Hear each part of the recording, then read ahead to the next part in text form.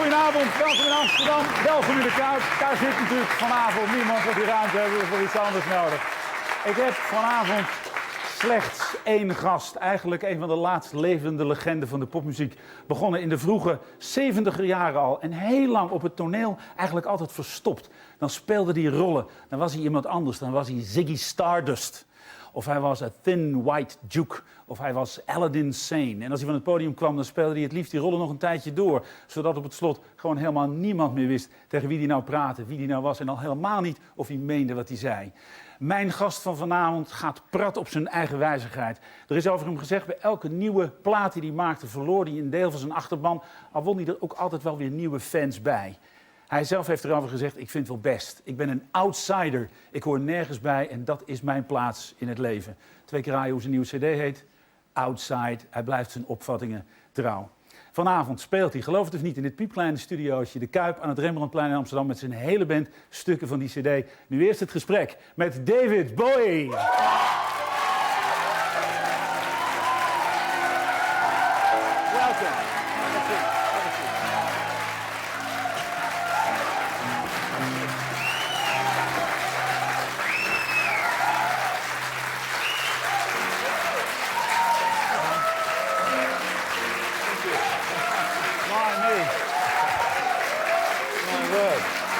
Well, nothing wrong with your popularity so far.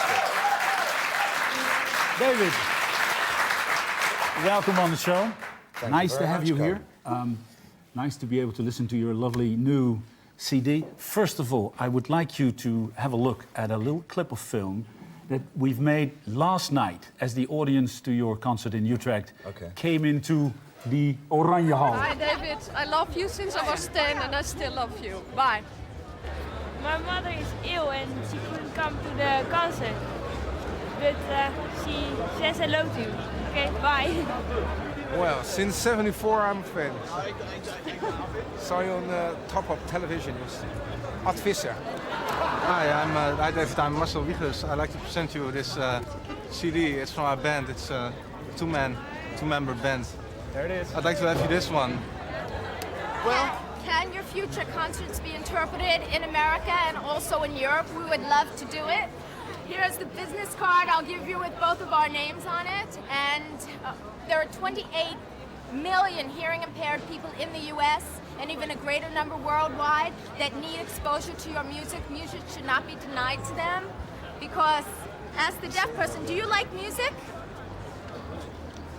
I love music. I've never had access to music since I'm deaf.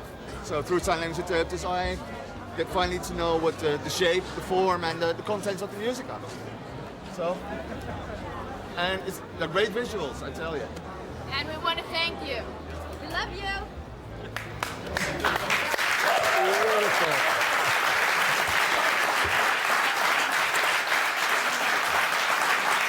I believe I saw that. You saw her last night? I believe I saw the girl last night. I think she was, my stage left. I think she had quite a party there. Could you believe deaf people buying your CDs? It's extraordinary. I have a friend who's hearing impaired, and his particular way is to just feel the vibrations coming from the music.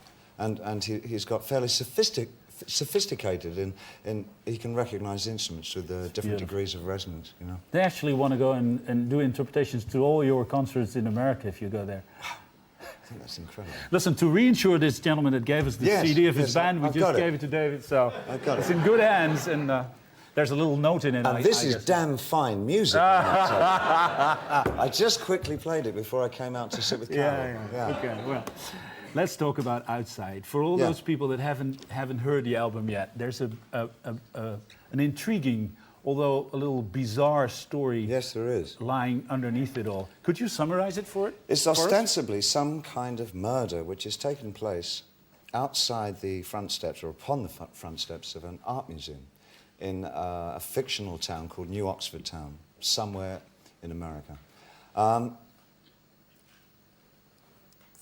The most remarkable thing about it is that it's not merely a murder. It's been set up as a piece of art. And there's a detective who will endeavour to solve this particular crime. His major problem is to define whether it is merely just murder or whether it is art. That's really...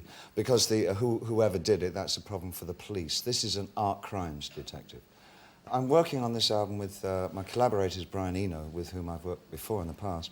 And what we really intend to do is to, by using a sort of metaphysical stories, to create a diary of the last 5 years of the 90s. So this would be number one in a series of 4 or 5 albums. And at the end, presumably, we'll know if it was murder, if it was art, who it was, or who they were. I don't know. Do you know of any But real... I think the shadow knows something about it. Do you know of any real artists that, well, hopefully not murder, but use mutilation or auto-mutilation as a form of art? Do you know them personally? The one reason, as it is diary-esque, the one reason that Brian and I even settled on this kind of subject matter is that there's a great predominance of body art at the moment in the visual arts. Pretty much a worldwide movement. At the moment there's an artist called Ron Athy who's works with scarifications on his boyfriend's back and then creates prints from the blood. From the blood? Yeah. Now, it may sound bizarre in a way, I guess, but it's not without its precedence. I mean, the obsession with going to churches and seeing relics from our saints, or in fact using pieces of the body in the Catholic Church is quite a part of the ritual of Catholicism. I would imagine that your own Museum of Torture probably has a very large following. It's in Amsterdam, I believe. That the relationship between the body and the pain and the excess that it can take is tantamount to an understanding of the universe in some people's minds. Not necessarily my opinion. Of course we have... I am merely the author. Yeah. Of course, we had André Breton in the 20s, I think. Absolutely. Shoot a gun into a crowd That and was it could his be a work of art. Absolutely. Yeah. That was his manifesto for surrealism, was that the greatest work of art could While be... you're talking to me, there's Yeah. somewhere in the back of my head this little story about you as a young boy slicing up a dead pigeon. Is there any truth in that story? Nothing. Skinning a dead pigeon? I know nothing. I might have eaten the odd worm. I can't remember slicing up a pigeon. No, I don't know about that one. No, I'll have to get the book. There's a, well, there's a, yeah. The myth is very often... But I mean, this kind of... you can use it for a song. Maybe. Yeah. I think a lot of this coming to the end of a millennium, a lot of the art that's being produced and a lot of the stresses and anxieties that we all have something to do with putting to rest the corpse of the 20th century. So, by virtue of that, one might assume that the corpse in my story is, in fact, allegorically the corpse of the 20th century. Yeah, but then again, let's not put up our hopes too high. You yourself said when the day comes, January 1st in the year 2000, it turns out to be a Tuesday morning. Absolutely. And nothing else but that. Your greatest problem is trying to find a good news program. Yeah. Well, I think probably so. I mean, I hope that would be one of our only major problems. Let's stick with André Breton. Yeah. Because the whole thing of looking at mutilation or at violence or at murder as a work of art also brings to mind this other bizarre phenomenon of fans loving their idols so much that they want to equalize their idols, and the only way they can think of is killing them. I mean, where were you when John Lennon was... The two or three that are in here, I'm incredibly decent people. Has it ever been a fear for you? No. I mean, you lived in New York when John Lennon was shot by a guy that wanted to be as famous as his idol was. I don't find that. I find that an obsessive and a particular fear. I have merely general anxieties, and they're more about getting through a day successfully myself. Hoping to have achieved something and hoping to keep some kind of moral equilibrium throughout the day. That for me is an anxiety. Outside problems don't really, are not an issue with me at all. Have you ever understood all those screaming girls that were just screaming, as they said, because he's so cute? I've never attempted to. So you've never succeeded? I've never attempted to understand them. No, it's beyond my comprehension. I'm not. I was a pretty obsessive fan when I was a kid. I mean, I used to like the American musician Little Richard, and in terms of a collector, I would collect every record that he made and try and find out as much about him as I could.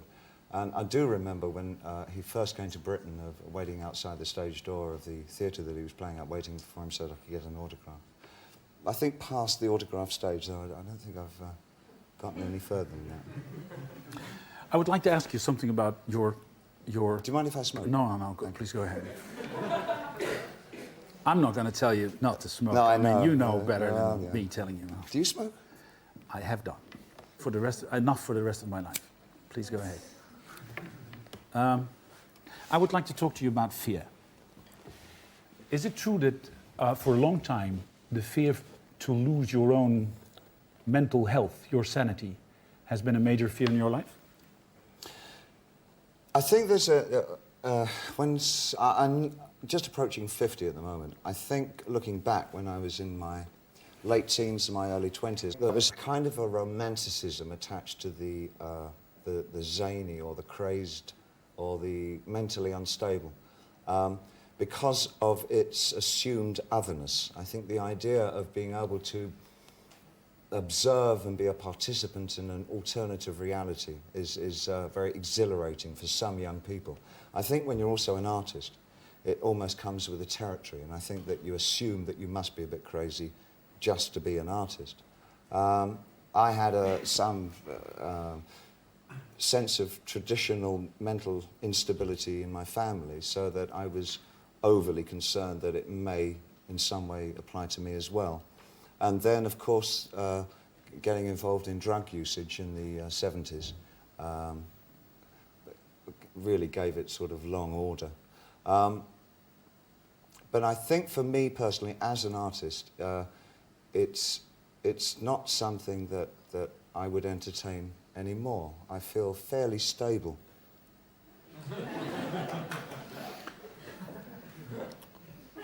They're like, you should congratulate him now. Still, I don't get it.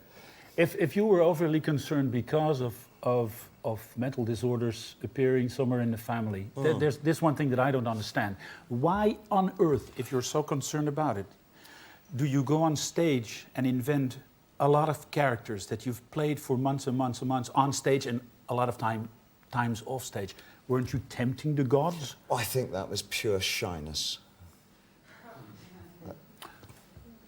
You, in one very serious interview, you said, whether I fill the characters with my life or fill my life with the characters, that's unclear to me. Yeah. So that's, to me, that shows that you really lost yourself somewhat in those characters. Yes, I mean, that is tempting absolutely. the gods if you're Well, concerned not really. of losing your own sanity. One doesn't have the equipment at that age to know if you're tempting the gods or otherwise. I think that you just flow with what you feel is a very energetic life river of energy and excitement, you know, and I put myself in a situation where I really didn't know what the boundaries were and what the fine line was between my characters on stage and my absolute self, and that's something that really I never really came to terms with until the late 70s. And in the late 70s, I started to redefine exactly who I was by readjusting my life and taking myself out of a kind of a pretty fast lane existence. Did you, in a way, like Lou Reed puts it, do a little of growing up in public with your pants down? Rarely with my pants down. And I'm not sure about growing up. I hope that I never fully grow up.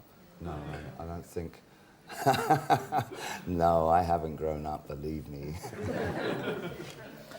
Did anybody ever tell you that the pictures that were taken of you when you were younger, let's say 15 years younger, Yeah. look astonishingly like Lady Di when she's sad? Have a look. I think she looks awfully like me.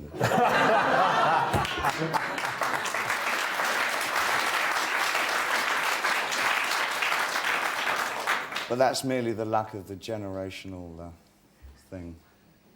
I don't know anything about her, I'm afraid. Absolutely nothing. And you don't want to get involved. It's my life chances, is, you know, is I mean- my life is difficult and interesting enough Without having to be yes. concerned Okay. about that I poor can young lady. understand it. Okay. Let me ask you another question about who do you resemble? Do you resemble your father? Physically, yeah. Well, yeah. I think I'm pretty much. Oh, I guess amalgam between my mother and my father, and like both, I suppose. I guess. I don't know. I haven't thought about it really. What sort of a man was he? The typical polite English gentleman? Yes, I think he probably was. He was a very decent man. I think if I inherited anything from him at all, and is that he made it very clear that my choices were mine as of a certain age, and that whatever gave me, he never pressed me into thinking of financial stability as being something to particularly strive for. That for me it was much more a case of what is it that you really feel will make each and every day something to look back on and say, that was really good. Was he that kind of man for himself as well? Yes, he was, yeah. Was he a successful man? Yes, he was a successful man. Financially, no, not at all. But as a person, he was. He worked for a charity in England called Dr. Bernardo's Homes. And that's something that gave him terrific satisfaction. Would you call him an outsider in his days? No? Not He belonged to a group? Belong to a group? No, I don't think any of my family ever belonged to groups. We're not group people. Tend to be quite sort of very self-sufficient people. Give us a book and a paintbrush and we don't really need anything. What about your own fatherhood, if I may ask? I have absolutely no idea. You'd have to ask my son. I believe that we had always a very strong relationship. I don't know. There's no rule book to go by. I mean, he turned out to be a really charming, bright, lovely young man. I mean, he's a good kid. He's no longer a kid. He's 24 years old. Still studying. If they're 7, he's still studying? Yeah. What is he studying? He's taking his doctorate in philosophy at the moment. Yes! Is that what you want to do? Is that what you want to do? Yes? Yeah. Why would you want to study philosophy? I asked my son the same question. I have absolutely... Because it gives you the possibility to look at one thing in different ways. Yes, no, I agree. I understand. I agree with you. But now you must enter. But no, she's quite right. I think that's why one is drawn to understanding how other people think and where they come from or where they're going, where they've been through their lives. Is that when you're stuck with a set of absolutes when you're a kid, I think you know, you go to this kind of church, you do that kind of thing, and you think this way. If you have any sense of imagination, I think that you fall out fairly quickly with absolutes, and you want to see as wide a divide, as many avenues as are possible in life. And I think, for me, for my part, I got to a place where I saw that I could pick bits and pieces of each of those avenues. It's not essential to take one avenue as the gospel, that no one man is right about anything, or even one group of people are not right about everything. And I would pick and choose little bits of everything, a little bit of Buddhism, maybe a little bit of this, a little bit of that, to kind of give me some basis, some kind of explanatory platform for my life, you know, and that in itself is an enjoyment. So you must be incredibly proud and glad with your son picking philosophy to study. Well, I'm so pleased that he's going with something that interests him. I mean, I'd feel sad if he went for something because he thought it looked like a good career, you know, in terms of, well, I can get to the top and do this. And listen, sons usually kiss the ground under their father's feet when they're 7, but by the time they're twice as old as that, they are deeply ashamed for everything their father is and stands for. Now, that happens at about 17. 17? I mean, you were the ultimate extravaganza on the surface of this planet. Yeah. So. Yeah, he probably had a bit of a problem with that. Has he never told you, David, please shut up for a year or so? I'll tell you something he did do that was very funny. It was a number of years ago, and a band that he really liked, I guess he was about 11 at the time, maybe 12. A band that he liked called Pill, Johnny Rotten's band, Public Image Limited, were playing near us, and he said, you know, can we go and see that? And I said, yeah, of course, you know, we're going. So right, I'll go and get ready. So he went upstairs, and he came back downstairs, and he put that quick washout red dye in his hair, and he stood it up. And I stood. I said, if you think that I'm going out with... What happened? You did go, didn't you? Of course, yeah. I wonder what is... So it presents some amusing, you know, kind of situations. Is it true you're planning on having a new family again and moving to London? Well, if it's God's will, yes. I mean, that would be tremendous. I think we both love that very much. And then you go and live in London? Possibly. I mean, we're sort of looking at our options at the moment. Living in the Britain? last few years have been, and probably will continue to be, pretty much travelogues for both of us, and especially for me, because I do intend doing a lot more live work. I am enjoying performance again, more than I've enjoyed it for years and years. And I'd just like to make the most of it while I still can, before I bring out my Zimmer. But I guess probably I'd be pretty hard to stop even then, really. Is it? I'd be the most incorrigible bore. I'll still be doing space songs when I'm 90. We'll give you a hint. We'll give you a hint. I'm sure you will. Listen, is it true you made an Arthurian tour with your wife? Yes, indeed. We. Where do you find all this stuff? Is that true?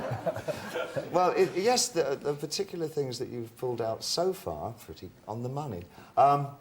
When I first met her, I mean, she really hadn't... She'd only been to London by that time. By the time I met her, in fact, she'd already retired as a model. I mean, she retired in 1989. She stopped modelling. But the only time that she'd been into London to see anything of England was on modelling assignments. So she came in for maybe 48 or 72 hours at a time. And she really had absolutely no idea what England or London or any of it was about. And I thought... And I picked... I was so judicious. I picked the first 2 weeks of... the last 2 weeks of May, and the weather was just extraordinary. It's never like that in England. I mean, it was just quite beautiful.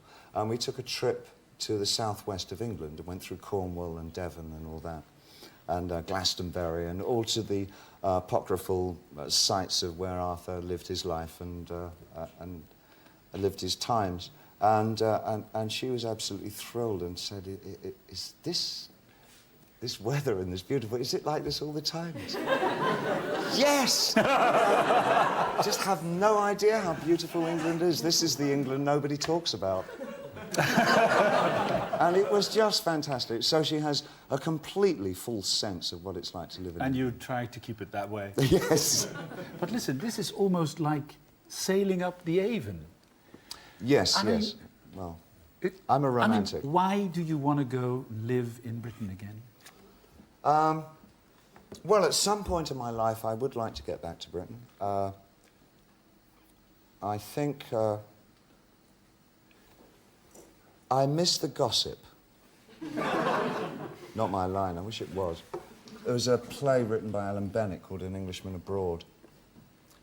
And it dealt ostensibly with the spy, Kim Philby. The actress, Karel Brown, went to see him in his rooms in Moscow. I miss the gossip. And she asks him, Kim, what's the one thing that you miss about Britain more than anything else? And he said, oh, the gossip. I quite feel like that. What I mean by that is that I quite miss a particular way of looking at the world that a lot of my friends... I've kept in touch, and in fact, my circle of friends in England has grown considerably over the last few years. and one sort of misses their company, you know. Could it be so that you're not the complete outsider that you once was, and you just want to go Oh, home? I think I stopped being an outsider quite some time ago. It's that I've just got to convince the rest of the world that I've stopped being the outsider that they thought I was. You've done a great attempt at this table. Thank you very much for coming to our little studio. My pleasure. And now we're going to take this table, clear the floor, make some room for your band to play, for you to move and to sing. Good. Dames en heren, David Bowie en zijn band.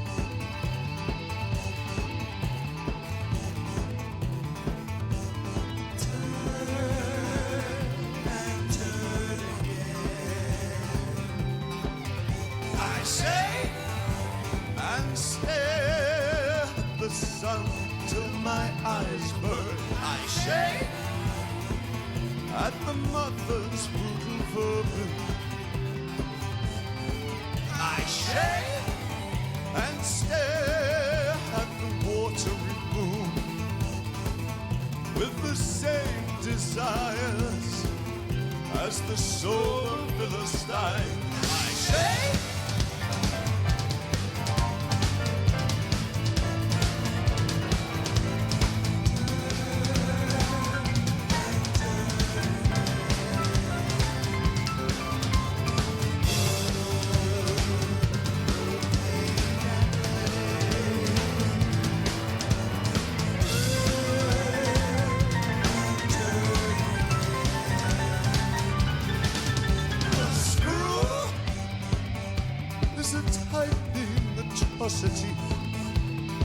I say, all the reeking flesh is as romantic as hell. The need to have seen it all. The law of utter destruction as beauty. I say.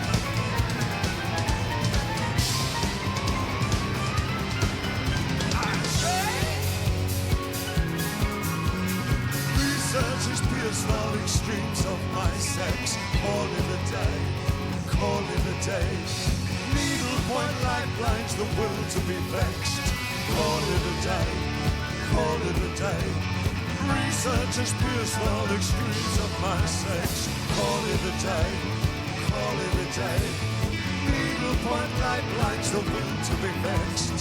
Call it a day, call it a day, call it a day, call it a day, call it a day, call it a day, call it a day, call it a day. Today, today, today.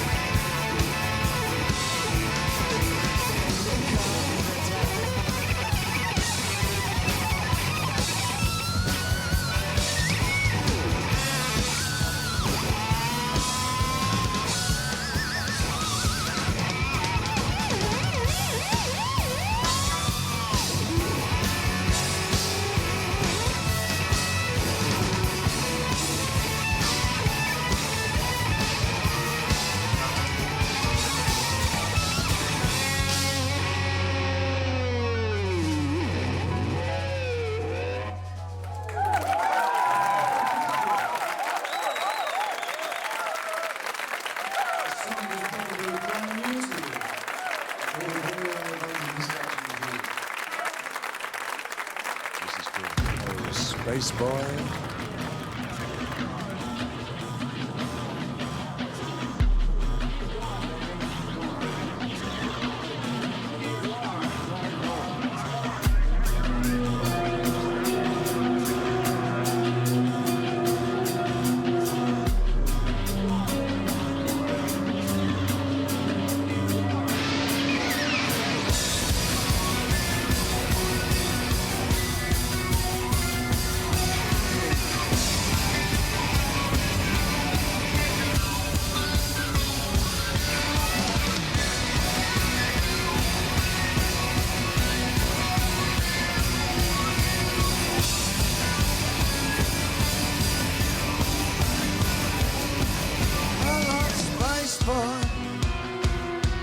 You're sleeping now, your silhouette so stationary. You're released but your custody calls, and I wanna be free. Don't you wanna be free? Do you like girls or boys?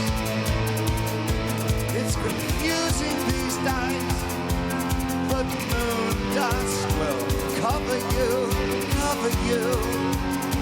This chaos is killing me.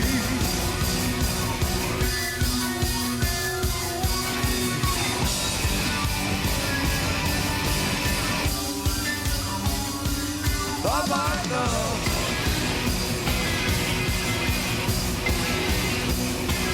Bye-bye now.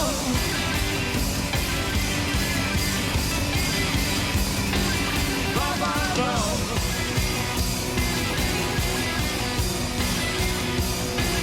Bye-bye now.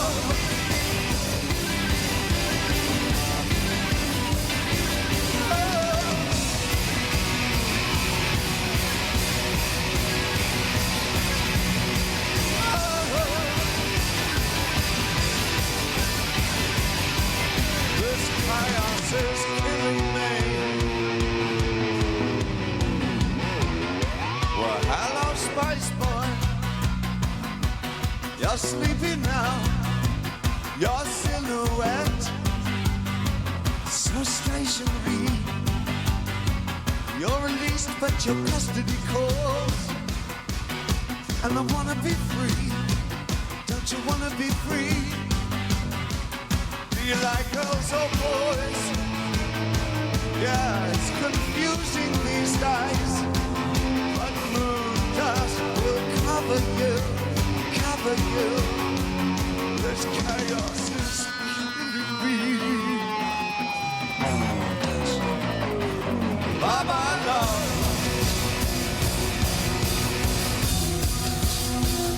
Yeah, bye-bye now.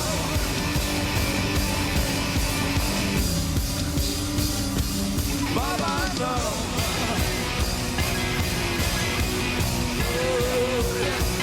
Bye-bye now.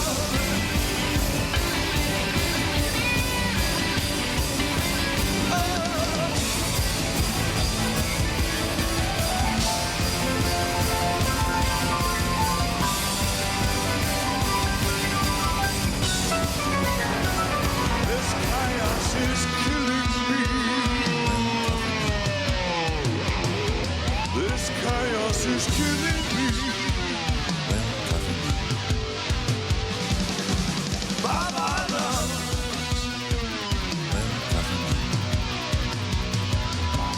Bye-bye love.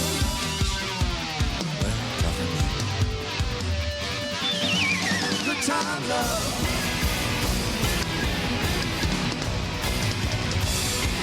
Sweet, sweet time.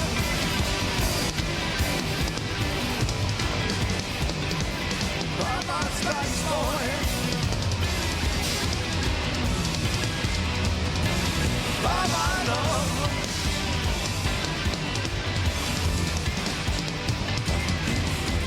Moon dust will cover you. Moon dust will cover you.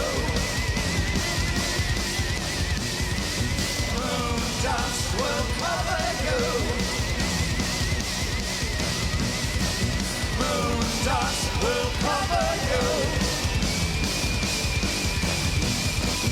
Moon dust will cover you.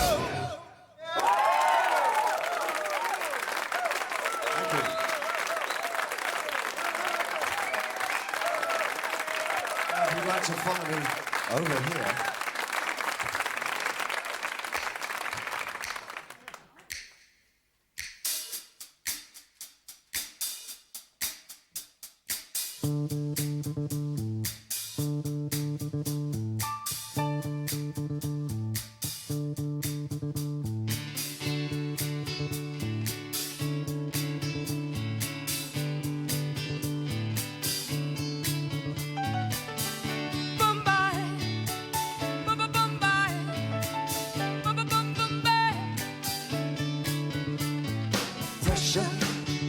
Pushing down on me, pressing down on you, no man's home.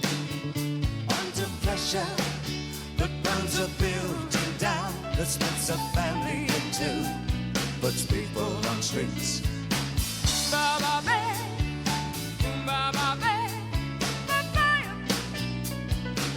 That's okay. It's the terror of knowing what this world is about. Watching some good friends scream, let me out. Pray tomorrow takes me higher. Listen up, people on streets. Da-da-da. Ba-ba-da-ba-ba. Okay. Jumping around, kick my brains across the floor. These are the days it never rains, but it pours by. Ba-ba-da-ba. Ba-ba-da-ba-ba. People on streets. People on streets.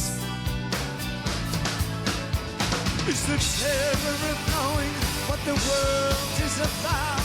Watching some good friends screaming, let me out. Pray tomorrow takes me higher. Listen up, people on streets. Turned away from it all like a blind man. Sat on the fence, but it don't work. Keep coming up with love, but it's so slashed and torn.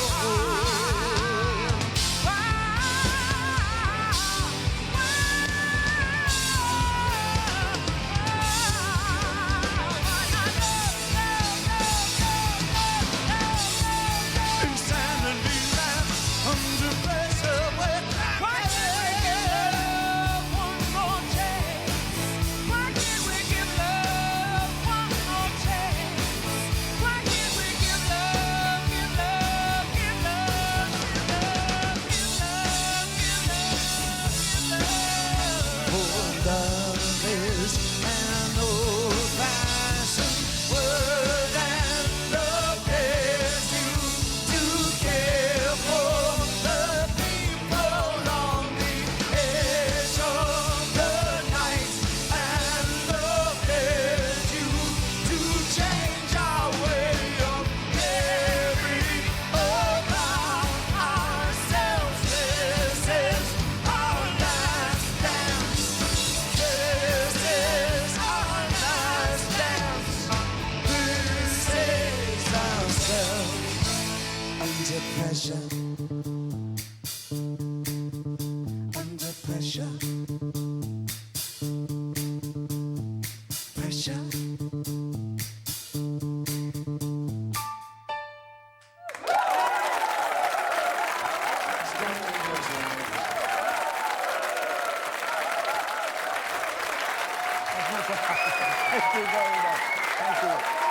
Dit was het. Bedankt voor het kijken. Graag tot volgende week zaterdag. Dan zijn we er weer. Hier in de Kuip aan het Rembrandtplein in Amsterdam. Graag gedaan. Goedenavond.